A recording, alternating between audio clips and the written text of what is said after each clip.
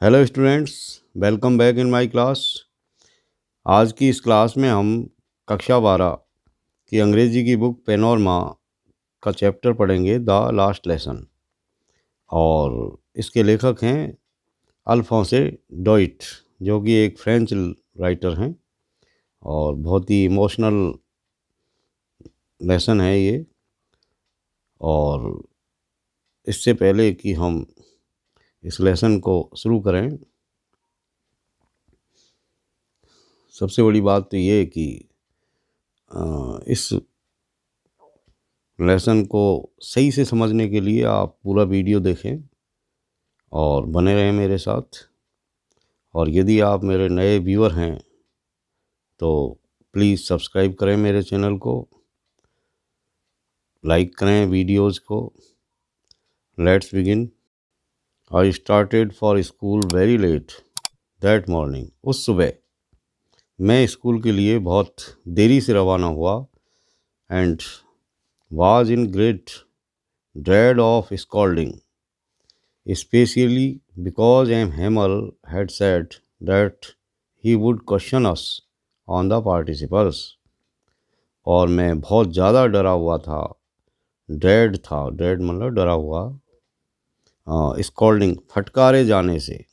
Specially विशेष रूप से इसलिए कि because M Hamel had said, M Hamel ने हमसे कहा था that he would question us on participles, कि वह हमसे पार्टिसिपल्स के बारे में प्रश्न पूछेगा।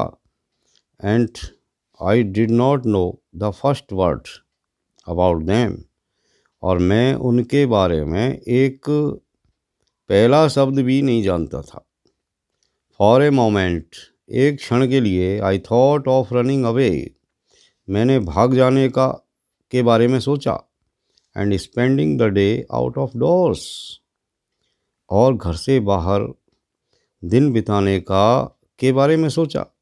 It was so warm so bright, यानी दिन बहुत ही अच्छा था, बहुत गर्म और बहुत ही चमकीला दिन था। द बर्ड्स वर चिरपिंग, पक्षी चहचहा रहे थे। At the edge of the woods, जंगल के किनारों पर। And in the open field, और खुले हुए मैदान में।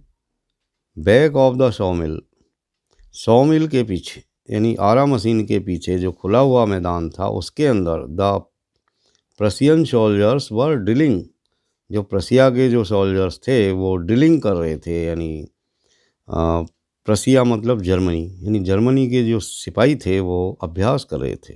It was all much more tempting, ये सारी चीज़ें, यानी सुहावना दिन था और पक्षी चहचहा रहे थे और प्रसियन सैनिक जो ड्रिलिंग कर रहे थे, ये सारी चीज़ें मुझे ज़्यादा टेम्पटिंग लगी। मोर टेम्पटिंग यानी ज़्यादा ललचाने वाली लगी then the rule for participles, participles के नियमों की अपेक्षा। But I had the strength to resist and hurried off to school, लेकिन मैंने अपनी इन सारी इच्छाओं को दबाया बड़ी ताकत के साथ, और मैं तेज़ी के साथ स्कूल की ओर चला। When I passed the town hall, और जब मैं टाउन हॉल के सामने से गुज़रा, यानी सभागार के सामने से होकर के जब मैं गुज़रा, तो देयर वाज ए क्राउड, वहाँ एक भीड़ थी। In front of the bulletin board के सामने, यानी समाचार पट के सामने। फॉर द लास्ट 2 years, क्योंकि पिछले 2 सालों से ऑल आवर बैड न्यूज़, हमारी जितनी भी बैड न्यूज़ थी, यानी जितनी भी ख़राब जो खबरें थी, बुरी जो खबरें थी, हैड कम फ्रॉम देयर, सारी वहीं से आई थी, उस बुलेटिन बोर्ड से ही। कौन कौन सी बुरी खबरें, जैसे कि द लॉस्ट बैटल्स, हारे हुए युद्धों की खबरें। द ड्राफ्ट, सेना में भर्ती होने के समाचार। The orders of the commanding officer, सेना अधिकारी के आदेश। ये सारी चीज़ें जो है उस बुलेटिन बोर्ड के माध्यम से ही हम तक पहुंचती थी। And I thought to myself, तब मैंने अपने आप यानी अपने मन में ये सोचा, विदाउट स्टॉपिंग, बिना रुके हुए, यानी मैं रुका नहीं हुआ, यानी चलता जा रहा था और बिना रुके हुए मैंने मन में सोचा कि what can be the matter now, आज क्या नया मामला है। शायद मैंने ये सोचा कि आज भी कोई न कोई खबर है। What can be the matter now, अब क्या मामला है, अब क्या मामला हो सकता है। कहने का मतलब आज क्या खबर हो सकती है, ये मैंने सोचा। देन तब एज आई हरीड बाई, जब मैं तेज़ी के साथ बुलेटिन बोर्ड के बगल में होकर के गुजर रहा था तो then as I hurried by as fast as I could go, और तब मैं जितना हो सकता था उतना तेज़ गति से चलता हुआ, तेज़ी के साथ चलता हुआ जो है जब मैं गुज़रा। देन तब as I hurried by as fast as I could go, जितना मैं तेज़ गति से चल सका उतना तेज़ गति से जब मैं चल के जा रहा था तेज़ी के साथ उस बुलेटिन बोर्ड के सामने से होते हुए, तो द ब्लैक स्मिथ वॉचर, तब जो ब्लैक स्मिथ था, जो लुहार था जिसका नाम वॉचर था, हु वाज देयर, जो कि वहाँ था उस बुलेटिन बोर्ड पे, वो भी समाचार पढ़ रहा था। विद हिज अप्रेंटिस, अपने अप्रेंटिस के साथ यानी अपने प्रशिक्षु के साथ, रीडिंग द बुलेटिन, जो बुलेटिन पढ़ रहा था, जो समाचार को पढ़ रहा था। कॉल्ड आफ्टर मी, मेरे पीछे से उसने मेरा नाम पुकारा। डोंट गो सो फास्ट बब, अरे लड़के इतना तेज मत चलो। You will get to your school in plenty of time, तुम्हारे पास विद्यालय पहुंचने के लिए प्लेंटी ऑफ टाइम है, यानी बहुत सारा समय है।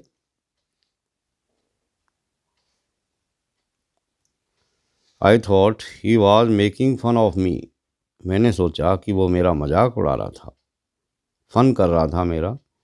And reached M Hamel's little garden all out of breath, और मैं फूलती हुई सांस के साथ एम हेमल के छोटे से बगीचे में पहुंच गया। यूजुअली व्हेन स्कूल बिगेन, अधिकांशतः यानी सामान्यतः ये होता था कि जब भी विद्यालय शुरू होता था तो there was a great hustle, तो there was a great bustle, तो बहुत अफरा तफरी मची रहती थी। Which could be heard out in the street, इतना शोर शराबा होता था कि वो सारी आवाज़ें गली में सुनी जा सकती थी। आवाज़ें किस तरह की, जैसे the opening and closing of desk, दराजों के बंद करने की और खोलने की आवाज़ें। लेसन्स रिपीटेड इन यूनिसन, पाठों को एक साथ, यूनिसन मतलब एक साथ रिपीट करने की आवाज़ें, दोहराने की आवाज़ें। वेरी लाउड, बहुत ज़ोर ज़ोर से। With our hands over our ears, कानों पर हाथ रख करके। टू अंडरस्टैंड बेटर, ज़्यादा अच्छी तरह से समझने के लिए, यानी ज़्यादा अच्छी तरह से समझने के लिए हम कानों पे हाथ रख के ज़ोर ज़ोर से बोलते थे। तो ऐसी सारी आवाज़ें। And the teacher's great ruler rapping on the table, और टेबल पर टीचर के बड़े से डंडे के फटकारने की आवाज़। But now it was all so still, लेकिन आज कुछ अजीब ही माहौल था, यानी इस तरह की कोई भी आवाज़ सुनाई नहीं दे रही थी और सब कुछ बहुत शांत था। आज जो है सब कुछ बहुत शांत था, किसी तरह की कोई आवाज़ नहीं थी। I had counted on the commotion to get to my desk without being seen, without being seen, बिना देखे हुए मैं इन सारी जो कमोशन जो था, जो आवाज़ थी, मैं इसी पे भरोसा कर रहा था कि मैं चुपचाप बिना किसी के देखे हुए अपनी डेस्क पर पहुंच जाऊंगा।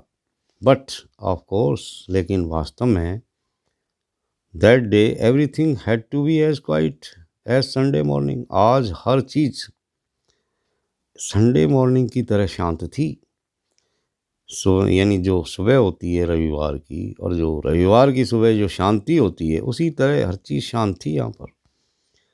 Through the window I saw my classmates, और खिड़की में होकर के मैंने मेरे क्लासमेट्स की तरफ देखा। Already in their places. तो वे सारे जितने भी मेरे क्लासमेट्स थे अपनी अपनी जगह पर थे। And M Hamel walking up and down, और एम हेमल कक्षा में इधर से उधर वॉक कर रहे थे with his terrible iron ruler under his arm, अपनी बाहों के अंदर उस टेरिबल आयरन रूलर को दबाए हुए, उस भयानक लोहे के डंडे को या पैमाने को अपनी भुजा के नीचे दबाए हुए कक्षा में इधर उधर घूम रहे थे। I had to open the door, मुझे दरवाज़ा खोलना पड़ा, and go in before everybody, और हर व्यक्ति की निगाहों के सामने से मुझे जाना पड़ा। यू कैन इमेजिन, तुम कल्पना कर सकते हो कि how blessed and how frightened I was, कि मैं कितना ब्लस्ड था और कितना डरा हुआ था, कितना फ्राइटन्ड था, यानी मैं कितना शर्मिंदा और कितना डरा हुआ था। But nothing happened. M Hamel saw me and said very kindly, लेकिन ऐसा कुछ नहीं हुआ। एम हेमल ने मुझे देखा और बहुत ही दयालुता के साथ मुझसे कहा, go to your place quickly little French, नन्हे फ्रेंच, अपने स्थान पर तेजी के साथ जाओ। We were beginning without you, हम तुम्हारे बिना ही पाठ शुरू कर रहे थे। I jumped over the bench, मैं बेंच के ऊपर होकर के कूदा, and sat down at my desk, और मेरी डेस्क पर जाकर के बैठ गया। Not till then when I got a little over my freight, और जब तक मैंने मेरे डर के ऊपर थोड़ा सा काबू नहीं पाया तब तक, did I see that our teacher had on his beautiful green coat, तब तक मैं ये देख नहीं पाया कि हमारे टीचर ने आज एक बहुत ही सुंदर हरे रंग का कोट पहन रखा था। हिज फ्रिल्ड शर्ट, और अपनी झालरदार शर्ट पहन रखी थी, and the little black silk cap, और छोटी काले रंग की रेशम की कैप पहन रखी थी। ऑल एम्ब्रॉयडर्ड, सभी पर कशीदाकारी हो रही थी। That he never wore except on inspection and prize days, और इन कपड़ों को वो इंस्पेक्शन और प्राइज डेज के अलावा कभी नहीं पहनते थे, यानी निरीक्षण और जो है इनाम वितरण के दिनों के अलावा, यानी निरीक्षण और इनाम वितरण के दिन के अलावा वो इन कपड़ों को, इस यूनिफॉर्म को कभी भी नहीं पहनते थे। बिसाइड्स, इसके अलावा, the whole school seemed so strange and solemn, यानी इन सारी बातों के अलावा और भी कुछ बात थी, वो ये थी कि मुझे पूरा का पूरा जो विद्यालय था वो बहुत ही अजीब और शांति में लगा। But the thing that surprised me most, लेकिन वो बात जिसने मुझको बहुत ज़्यादा अचंभे में डाला, सरप्राइज किया, वाज टू सी, वो ये देखना था कि on the back benches that were always empty, यानी जो पिछली बेंचेज थी हमारी, जो हमेशा एम्प्टी रहती थी, हमेशा खाली रहती थी, the village people sitting quietly like ourselves, उन बेंचों के ऊपर लाइक आवर सेल्व्स, यानी हमारी तरह जो विलेज पीपुल थे, जो गांव के लोग थे, वो क्वाइटली बैठे हुए थे, चुपचाप बैठे हुए थे। जैसे कि ओल्ड हाउजर, जैसे कि वृद्ध Houser with his 3 cornered hat, अपने तिकोने हैट को लगाए हुए, द फॉर्मर मेयर, और पुराने महापौर, इसके अलावा द फॉर्मर पोस्टमास्टर, पुराने वाले postmaster, and several others besides, इसके अलावा और भी बहुत सारे लोग। एवरीबॉडी लुक्ड सैड, लेकिन ये भी एक बात थी कि हर आदमी बहुत ही दुखी दिखाई पड़ता था, बहुत ही उदास दिखाई देता था। And Houser had brought an old primer, और हाउजर अपने साथ एक पुरानी बाल पोथी लेकर के आया था, थम्ब्ड एट द एजेस, जो किनारों पर गंदी हो रही थी पन्ने बदलने के कारण, and he held it open on his knees, और उसने उस किताब को खोल करके अपने घुटनों के ऊपर रख रखा था, with his great spectacles lying across the pages, और अपने बड़े बड़े चश्मों के अपने बड़े बड़े चश्मे लगा करके वो उसके पेजों को पलट रहा था, यानी पेज पलट पलट करके उनको देख रहा था।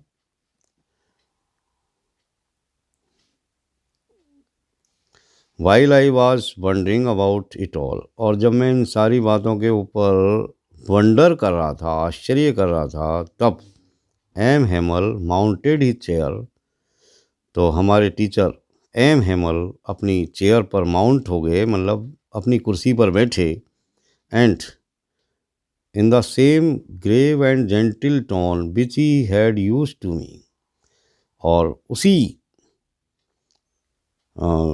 ग्रेव और जेंटिल टोन में, जैसा कि वो मेरे साथ यूज़ किया करते थे, यानी ऐसी ही गंभीर और शांत आवाज़ में जैसा कि वो मेरे से बोलते थे, सेड, उन्होंने कहा, माय चिल्ड्रन, मेरे बच्चों, this is the last lesson, ये मेरा लास्ट लेसन है, ये मेरा अंतिम पाठ है।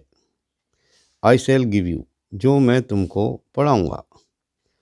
तो यहाँ पर एम हेमल ने ये कहा कि बच्चों, ये मेरा अंतिम पाठ है जो मैं तुमको पढ़ाऊँगा। लेकिन प्यारे बच्चों, ये मेरा अंतिम पाठ नहीं है, मैं तो इसी तरह मेरे वीडियो आते जाएंगे और मैं तुमको पढ़ाता जाऊँगा। ये एम हेमल का लास्ट लेसन था।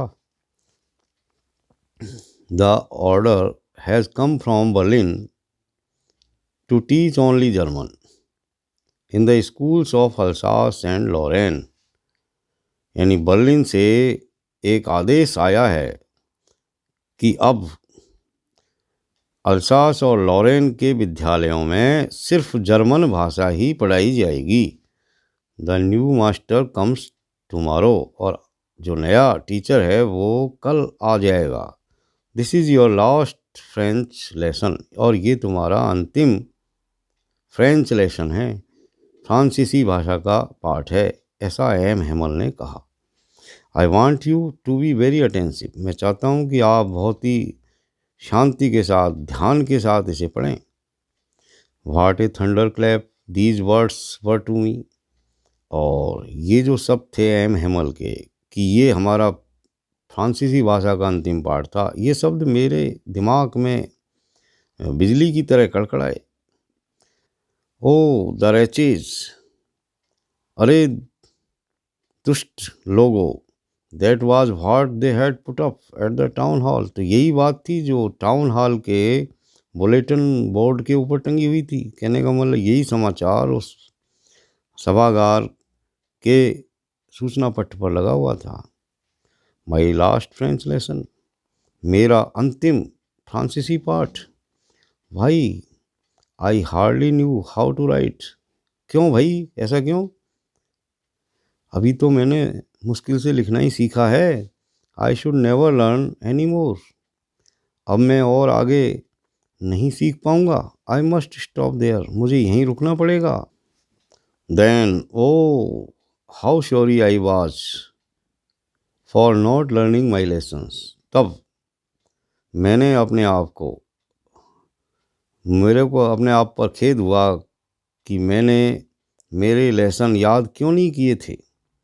फॉर सीकिंग बर्ड्स एग्स, और मैं जो है पक्षियों के अंडे ढूंढता रहा, और गोइंग स्लाइडिंग ऑन द सार, या फिर सार में जाकर के फिसलता रहा, यानी इस तरह मैंने सोचा कि मैं सार में जाकर के जो है फिसल पट्टी पर फिसलता रहा, और मैंने मेरा समय अधिकतर पक्षियों के अंडे ढूंढने में बिताए, और मेरे जो पाठ थे वो मैंने याद नहीं किए। तो इस तरह इन चीज़ों को लेकर के मैंने अपने आप को बड़ा खेद मुझे हुआ, और इसलिए हुआ कि ये मेरा अंतिम पाठ था फ्रेंच भाषा का, और आगे मुझे इस भाषा को पढ़ने का मौका नहीं मिलेगा, और अभी तो मैंने लिखना ही सीखा है।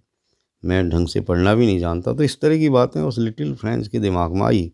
माई books that had seemed such a nuisance a while ago, यानी थोड़ी देर पहले जो किताबें थी मेरी, जो मुझे बोझ लग रही थी, बेकार की लग रही थी, सो हैवी टू कैरी, जो लाने ले जाने में भी बहुत भारी मुझे लग रही थी, my grammar and my history of the saints were old friends now that I couldn't give up. लेकिन अब मेरी ग्रामर की किताब और मेरी संतों की जो हिस्ट्री की किताबें थी, वो अब मुझे मेरे पुराने मित्रों जैसी लगी, जिनको मैं त्याग नहीं सकता था। एंड एम हेमल टू, और एम हेमल भी, द आइडिया, ये विचार कि he was going away, and M Hamel too, और एम हेमल भी, और ये विचार, द आइडिया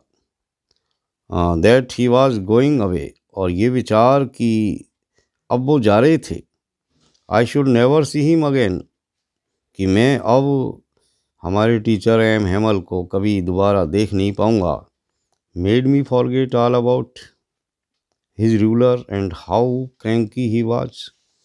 तो ये सारी चीज़ें कि जिन चीज़ों से मैं अब तक डर रहा था, यानी जो चीज़ें अभी तक मुझे ख़राब लग रही थी, जैसे कि उनका जो डंडा था एम हेमल का, और वो कितने बदतमीज़ थे, कितने बदमिजाज थे, and made me forget all about his ruler and how cranky he was. तो इन सारी चीज़ों ने मुझे एम हेमल के बारे में, उनके डंडे के बारे में, और उनके जो है बदमिजाज होने के बारे में, ये जो सारी चीज़ें मैं सोचता था कि एम हेमल बहुत ही बदमिजाज हैं, और उनके पास डंडा है पिटाई करने का। तो इन चीज़ों ने मुझे भुला दिया। कहने का मतलब ये चीज़ें अब मुझे उतनी बुरी नहीं लग रही थी। Poor man, it was in honour of this last lesson, बेचारा आदमी। तो ये सारी चीज़ें इस लास्ट लेसन के सम्मान के लिए थी, that he had put on his fine Sunday clothes, कि उसने अपने सबसे अच्छे फाइन संडे क्लॉथेज पहने थे, सुंदर वाले रविवार के वस्त्र पहने थे। एंड नाउ, और अब, I understood why the old man of the village, कि क्यों गांव के जो वृद्ध व्यक्ति थे, वृद्ध जो लोग थे, were sitting there in the back of the room, वो कमरे के पीछे पीछे वाली जो बेंचें थी उन पर क्यों बैठे हुए थे। इन सारी चीज़ों को अब मैं समझ गया। It was because they were sorry too, यानी ये सिर्फ इसलिए था कि बेबी इस बात के प्रति बहुत दुखी थे, that they had not gone to school more, ये सोच करके कि वे स्कूल ज़्यादा नहीं गए थे। It was their way of thinking our master for his 40 years of faithful service, ये उनका तरीका था धन्यवाद अर्पित करने का हमारे मास्टर के लिए, उनकी स्वामी भक्तिपूर्ण 40 साल की सेवा के लिए।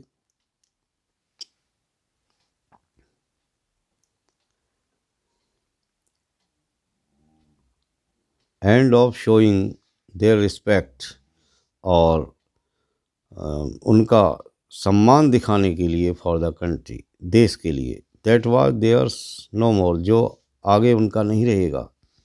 While I was thinking of all this, जब मैं इन सारी चीज़ों के बारे में सोच रहा था, तो I heard my name called, तब मैंने मेरा नाम पुकारा जाते हुए सुना। It was my turn to recite, अब पढ़ने की मेरी बारी थी, मेरा टर्न था। What would I not have given to be able to say that dreadful rule for the participle, यानी उन जो पार्टिसिपल के जो ड्रेडफुल रूल थे, जो भयभीत कर देने वाले जो नियम थे, उनको बोलने के लिए समर्थ होने के लिए मैं क्या नहीं करूँगा।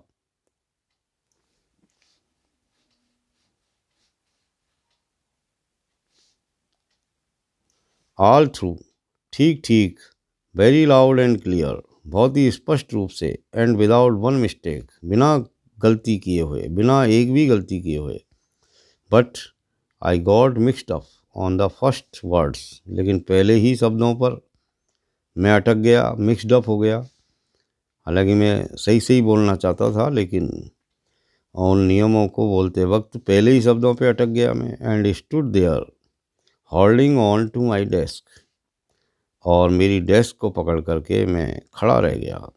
माई हार्ट बीटिंग, मेरा हृदय धड़क रहा था। And not daring to look up, और मेरे अंदर ऊपर देखने का साहस भी नहीं था। आई हर्ड एम हेमल से टू मी, मैंने एम हेमल को मुझे कहते हुए सुना, I want scold you little French, अरे नन्हे फ्रेंच, मैं तुमको फटकारूंगा नहीं। You must feel bad enough, तुम बहुत ज़्यादा यानी पर्याप्त रूप से, निश्चित रूप से तुम बहुत ज़्यादा बुरा महसूस कर रहे हो।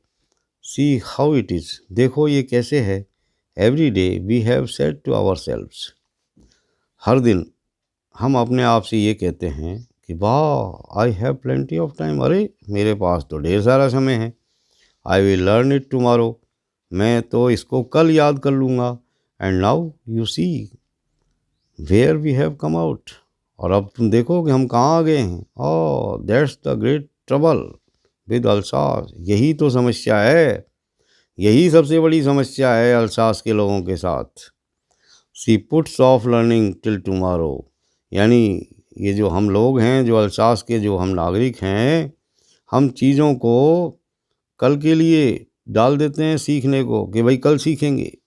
Now those fellows out there, और ये जो बाहर के लोग हैं, यानी ये जो जर्मनी के लोग हैं, will have the right to say to you, इन लोगों को तुमसे ये कहने का बिल्कुल अधिकार है कि how is it, how is it, ऐसा कैसे है। You pretend to be Frenchman, तुम दिखावा करते हो फ्रेंचमैन होने का, फ्रांसीसी होने का। And yet you can neither speak nor right your own language, और फिर भी न तो तुम लिखना जानते हो, न बोलना जानते हो अपनी भाषा को, और कहते हो कि हम फ्रेंचमैन हैं।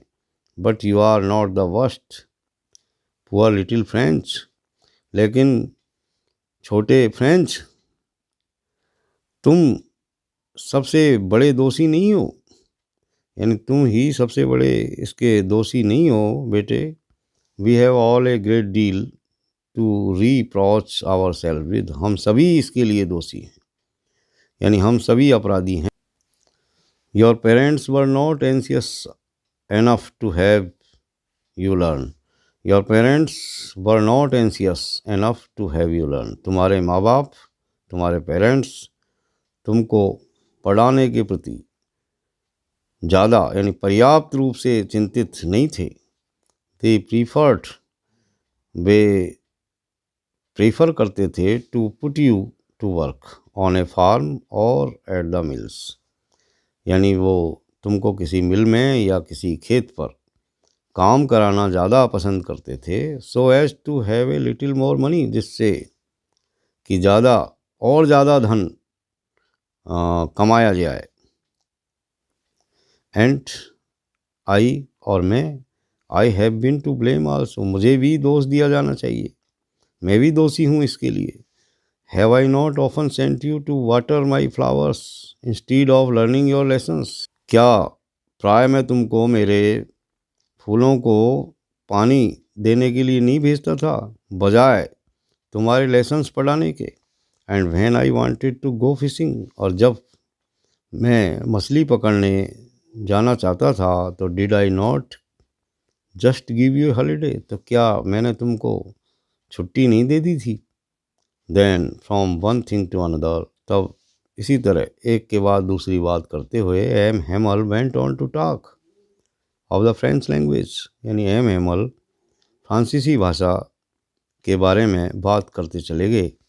Saying that it was the most beautiful language in the world, ये कहते हुए कि ये जो हमारी भाषा है फ्रांसीसी,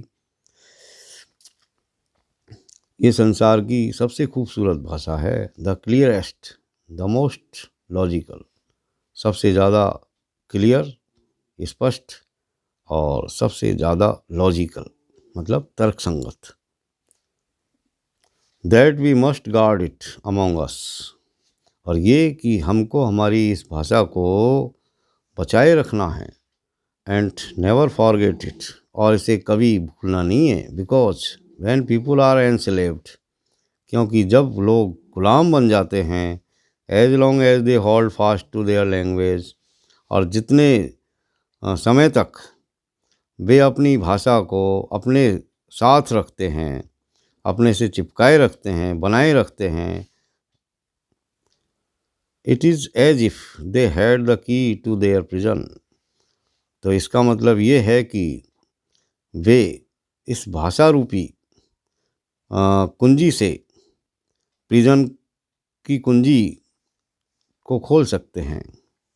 because when people are enslaved, क्योंकि जब लोग एनस्लेव हो जाते हैं, गुलाम बन जाते हैं, तो as long as they hold fast to their language, it is as if they had the key to their prison. तो जितनी ज़्यादा वो अपनी भाषा को अपने साथ बनाए रखते हैं, तो ये समझिए ये ठीक उसी तरीके से गुलामीपन है। यानी गुलामी रूपी जो जेल है उसकी ये कुंजी होती है। गुलामी रूपी जेल की कुंजी हमारी भाषा होती है। यानी हम भाषा रूपी कुंजी से गुलामी रूपी जो जेल है उसका ताला खोल सकते हैं।